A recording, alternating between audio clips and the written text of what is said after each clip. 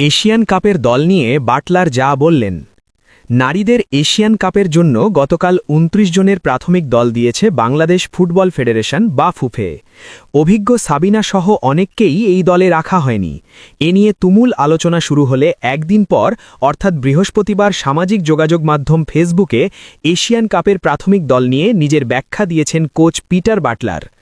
বর্তমানে English coach আছেন নেপালের পোখরায়, সেখানেই আবার তার অধীনে সাফ অনূর্ধ্ব ১৯ নারী চ্যাম্পিয়নশিপে অংশ নিচ্ছে বাংলাদেশ।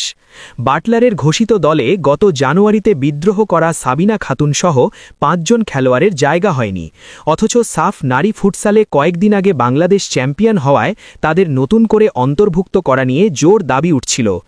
এমন পরিস্থিতিতে প্রাথমিক দল নিয়ে নিজের অবস্থান জানালেন বাটলার।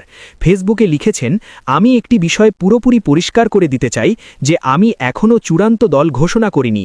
সবার জন্যেই সুযোগ উন্মুক্ত রয়েছে। আমরা বর্তমানে খেলোয়াড়দের নিয়ে একটি প্রাথমিক অনুশীলন দল গঠন করেছি। লিগে পাওয়া চোটের কারণে কয়েকজনের খেলা নিয়ে সংশয় রয়েছে। এরপরই বিদেশে ক্যাম্প করতে না পেরে ক্ষোভ প্রকাশ করে ইংলিশ কোচ বলেছেন, আমাদের প্রস্তুতির জন্য অত্যন্ত গুরুত্বপূর্ণ বিদেশে ক্যাম্প আয়োজন করা সম্ভব হয়নি। তাই আমি নেপালে অনূর্ধ্ব ১৯ দলটিকে পর্যবেক্ষণ করার পাশাপাশি এই বর্তমান দলটিকে ৭ দিনের জন্য মূল্যায়ন করছি। অনূর্ধ্ব ১৯ দলের ১-২ জন অসাধারণ তরুণ প্রতিভা, তারা এএফসি এশিয়ান কাপের জন্য আমাদের বিবেচনায় রয়েছে। পাশাপাশি ইতিবাচক মনোভাব নিয়ে এগিয়ে যাওয়ার লক্ষ্যের কথা জানিয়েছেন বাটলার।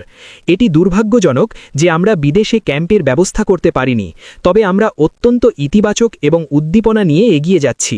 আমাদের একদল রোমাঞ্চকর তরুণ খেলোয়াড় রয়েছে, যারা ফলাফল যাই হোক না কেন বাংলাদেশের জার্সি গায়ে গর্বের সাথে লড়াই করবে।